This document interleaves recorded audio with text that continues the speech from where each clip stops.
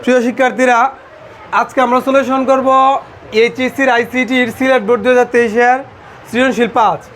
এটার ক দাগে বলা আছে বিট কি। বিট হচ্ছে বাইনারি সংখ্যা পদ্ধতির সংক্ষিপ্ত রূপ, যেমন 0 আর 1। 0 আর 1কে আমরা একসাথে বিট বলতে পারি। তারপরে ক্ষয়েতে বলা আছে যে ইউনিকোড কি ব্যাখ্যা করো। ইউনিকোড হলো এমন একটি কোড ব্যবস্থা যেখানে পৃথিবীর সকল ভাষা, বর্ণ, সংকেত, চিহ্নকে একত্রে কোডভুক্ত করা সম্ভব হয়েছে, তাকে আমরা বলি ইউনিকোড। এতটুকু সংখ্যা দিলেই এনাফ। তারপরে আমরা গদাক সলিউশন করব।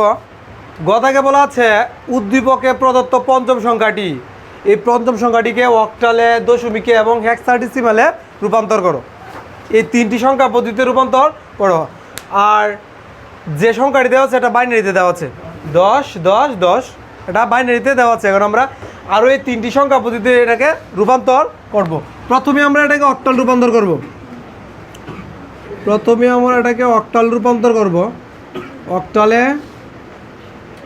অক্টালে রূপান্তর।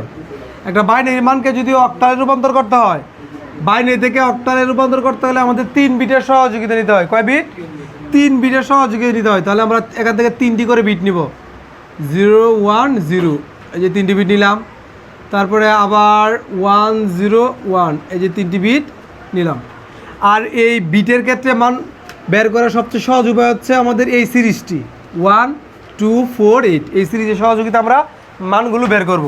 এখানে আছে 0 1 0, লিখবো আমরা এখানে 0 1 0। এখানে আমরা ব্যবহার করেছি 2কে, যেখানে 1 থাকবো এখানেই বোঝানো হয়েছে যে তাকে ব্যবহার করা হয়েছে। তাহলে এখানে ব্যবহার করেছি আমরা 2কে, এখানে লিখবো 2। তারপরে মানটির জন্য লিখবো 1 0 1, এখানে ব্যবহার করা হচ্ছে এই দুটি সংখ্যাকে, 4 এবং 1কে, তাহলে এখানে আমরা পাবো 5। তাহলে এটাকে অক্টালে রূপান্তর করার পর আমরা মান পাচ্ছি এরকম 5 2, এটা অক্টালে। কিন্তু আমাদের বলেছিল এটাকে আবার দশমিকে রূপান্তর করতে হবে। তাহলে আমরা যদি এটাকে এখন দশমিকে রূপান্তর করি, কোনো একটা মানকে যদি দশমিকে রূপান্তর করতে হয় তাহলে গুণ এবং যোগ প্রক্রিয়ায় রূপান্তর করতে হবে। গুণ এবং যোগ প্রক্রিয়ার সহযোগিতা এটাকে রূপান্তর করতে হবে। তাহলে প্রথমেই আমরা এখান থেকে লিখব 1 এবং গুণ চিহ্ন লিখব, তারপরে লিখব তার ভিত্তিটি, তারপরে লিখব 0, তারপরে তার ভিত্তিটি আবার লিখব, 0 পরে আবার 1 ভিত্তি লিখব, 1-এর পরে আবার 0 ভিত্তিটি লিখব, 0-এর পরে 1 ভিত্তি লিখব, সর্বশেষটি হচ্ছে 0 এবং তার ভিত্তিটি লিখব। যেহেতু আমরা দশমিকে রূপান্তর করব, আমরা বিপরীত দিক থেকে আমাদের লিখতে হবে, এখানে লিখতে হবে 0, তারপরে লিখতে হবে 1, এই ভিত্তির উপরে লিখতে হবে 2 3 4 5, এভাবে ক্রমান্বয়ে আমরা লিখে যাব। এখন শুধু এই ক্যালকুলেশনের কাজটা বলা। 2-এর উপরে পাওয়ার হিসেবে আছে আমাদের 5, তাহলে মান হবে আমাদের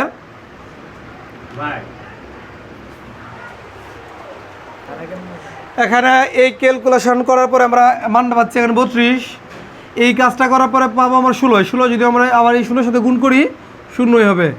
এই ক্যালকুলেশন করার পরে পাবো আমরা 8, আর এই ক্যালকুলেশনটা করার পরে 4। এই 4 সাথে যদি আমরা এই 4-এর সাথে আবার 0 গুণ করি তো আমরা 0ই পাবো।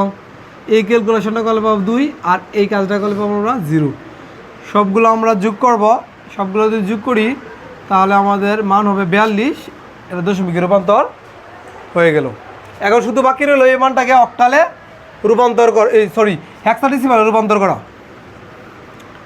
এখন যদি আমাদের এটাকে হেক্সাডেসিমালে রূপান্তর করতে হয়, এখানে আমাদের অবশ্যই লিখতে হবে যে হেক্সাডেসিমালে রূপান্তর। এই মানটাকে যদি আমরা হেক্সাডেসিমালে রূপান্তর করি, বাইনারি থেকে যদি হেক্সাডেসিমালে যাই তাহলে 4 বিটের সহযোগিতা নিতে হয়। এখান থেকে আমরা 4টা করে বিট নেব, এখান থেকে 4টি, তারপরে আবার 4টি, তাহলে 0 1 0 1, এই যে 4 বিট হয়ে গেল। এখান থেকে আবার নিব 0 1, আর বিট নেই, তাহলে আমরা এখানে আরও অতিরিক্ত 0 যুক্ত করে 4টা বিট পূরণ করব। এখন এটা থেকে আমাদের হেক্সার মান বের করব। তাহলে এই মানটা এই সিরিজে লিখব 0 1 0 1 0 1 0 1। এখানে ব্যবহার করেছি 2 জনকে, 8 এবং 2কে, তাহলে 8 এবং 2 যোগ করলে হবে 10, আর 10-এর হেক্সাডেসিমাল মানে হচ্ছে এ। তারপরে এই মানটার জন্য আমরা লিখব 0 1 0 0। এখানে শুধু ব্যবহৃত হচ্ছে 2, তাহলে এখন শুধু 2 লিখলে আমাদের হবে। এই ছিল মূলত আমাদের হেক্সাডেসিমাল রূপান্তর 2a, এখানে লিখবো 16। তাহলে আমাদের রূপান্তর হয়ে গেল।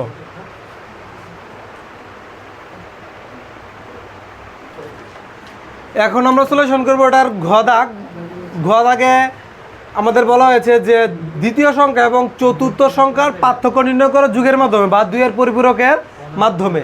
এখানে চতুর্থ সংখ্যাটা মিসিং, মানে চতুর্থ সংখ্যাটা দেওয়া নেই, আর এছাড়া বাকি 4টা মান দেওয়া আছে। এই চতুর্থ সংখ্যাটা বের করার জন্য আমরা প্রত্যেকটি মান এখানে লিখলাম, প্রথম থেকে একদম পঞ্চম পর্যন্ত যে মানগুলো দেওয়া আছে সবগুলোই লিখলাম। এখন খেয়াল করে দেখলাম প্রত্যেকটি মান দেওয়া আছে বাইনারিতে। আমাদের এখন বের করতে হবে চতুর্থ সংখ্যাটি, যে সংখ্যাটি আমাদের মিসিং সেটা বের করতে হবে। তাহলে প্রত্যেকটা মানকে আমরা দশমিকে রূপান্তর করবো, ক্যালকুলেটরের সহযোগিতায় প্রত্যেকটা মানকে আমরা দশমিকে রূপান্তর করব। আর দশমিকে রূপান্তর করার পরে আমরা খুব সহজে বুঝে ফেলতে পারবো যে প্রত্যেকটা সংখ্যার পার্থক্য কত ছিল। এখানে যে মানগুলো দেওয়া ছিল প্রত্যেকটা মানের পার্থক্য কত করে ছিল, পার্থক্যটা যদি আমরা ধরতে পারি তাহলে খুব সহজে আমরা বলতে পারবো চতুর্থ সংখ্যাটা কত ছিল। আর চতুর্থ সংখ্যাটা যদি জানি কত, তাহলে এর বাইনারি মান আমরা বের করতে পারবো। আর বাইনারি মান বের করার পরে আমরা দ্বিতীয় সংখ্যা এবং চতুর্থ সংখ্যার 2 এর পরিপূরক করতে পারবো।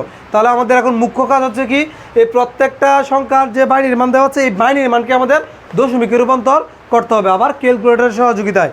তাহলে দেখো, আমরা যদি ক্যালকুলেটরের সহযোগিতায় এটাকে এই বাইনারি মানটাকে আমাদের দশমিকে রূপান্তর করতে হয়, এটা মুডটা চেঞ্জ করতে হবে। এটা যে মুডে আছে এই মুডটা আমাদের চেঞ্জ করতে হবে। তাহলে এই মুডটা কীভাবে চেঞ্জ করব, আমাদের সাইন্টিফিক ক্যালকুলেটরের মধ্যে প্রথমেই আমাদের মুডে টিপ দিব, 2টি এই বেজ লেখা আসবে। এই বেজ লেখা আসার পরে এই 3 আমরা চাপ দিব, এখানে আসবে ডি। এখানে ডি থাকলে হবে না, কারণ আমাদের মানটি ছিল বাইনারিতে, আমাদের এখানে বাইনারি ইনপুট করতে হবে, যার জন্য আমরা লগে চাপ দিব, তাহলে এখানে বি আসবে।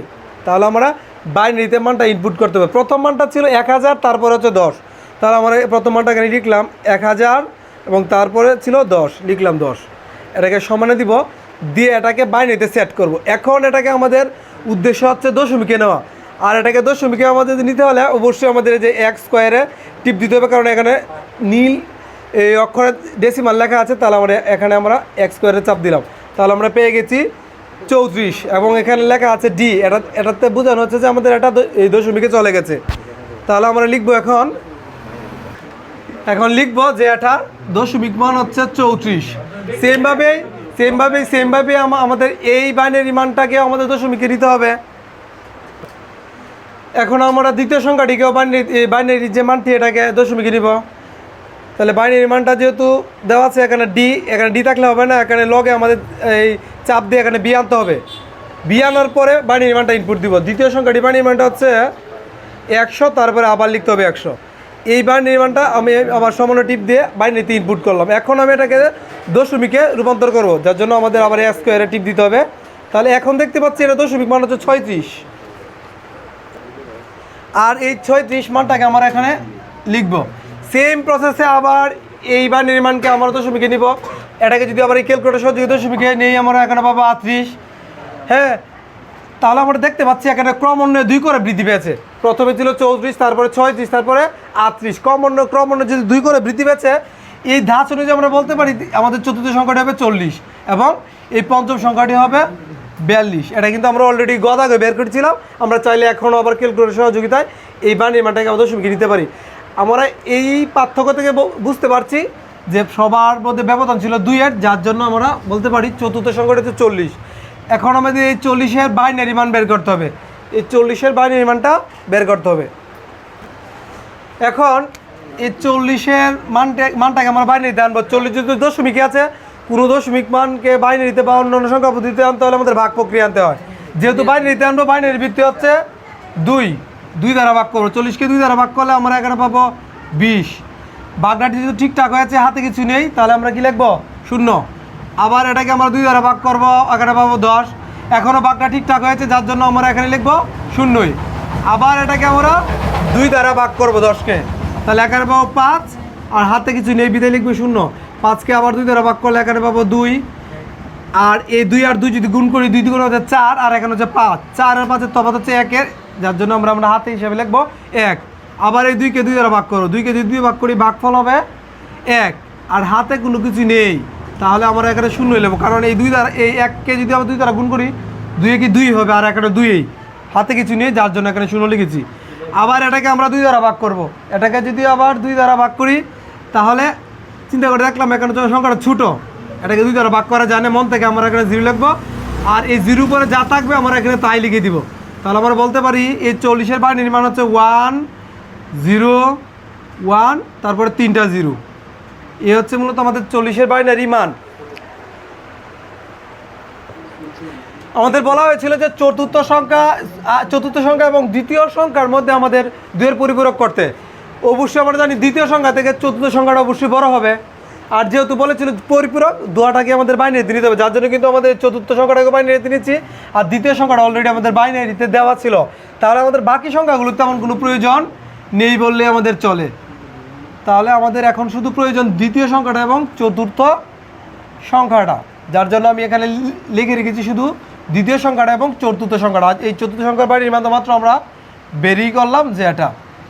এখন চিন্তা করলে আমরা দেখব যে দ্বিতীয় সংখ্যাটা হচ্ছে ছোটো আর চতুর্থ সংখ্যাটা হচ্ছে বড়। তাহলে বড় সংখ্যাটা তেমন কোনো কাজ নেই, কাজ হচ্ছে দ্বিতীয় সংখ্যাটি মানে ছোটোটি, এটাকে আমাদের 8 বিট করতে হবে। তাহলে এটাকে 8 বিট করি।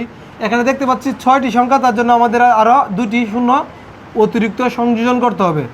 এবং এই দিক দিয়ে আমরা লিখবো এখানে 8 বিট রেজিস্টার।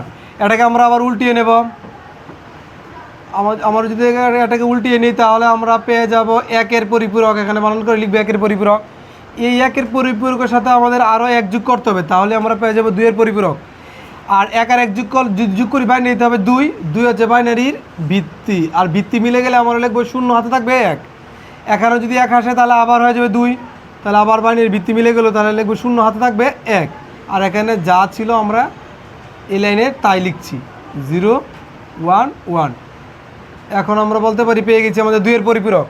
এই 2-এর পরিপূরকের সাথে বড় মানটি জাস্ট যোগ করে দেবো, তাহলে আমাদের উত্তর হয়ে যাবে। বড় মানটি কোনটি? চতুর্থ পদটি। চতুর্থ সংখ্যাটি আমরা বিপরীত থেকে লিখবো। এখানে দেখতে পাচ্ছি 3টি 0 লিখবো, তারপর হচ্ছে 1, তারপরে 0, তারপর হচ্ছে 1 এবং এটাকে যোগ করে দিলে আমাদের উত্তর শেষ। এটা যোগ করলে 0, এটা যোগ করলে 0, এটা যোগ করলে 1।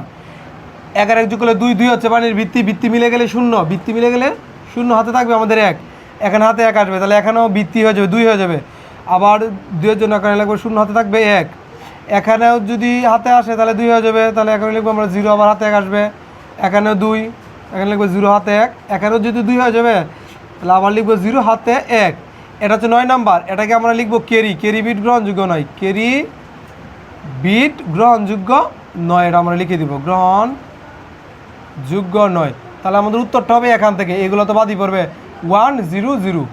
তাহলে আমরা বলতে পারি আমাদের কাঙ্ক্ষিত মান মানে চতুর্থ পদ এবং তৃতীয় পদের যে পার্থক্যটা হচ্ছে বাইনারিতে 100।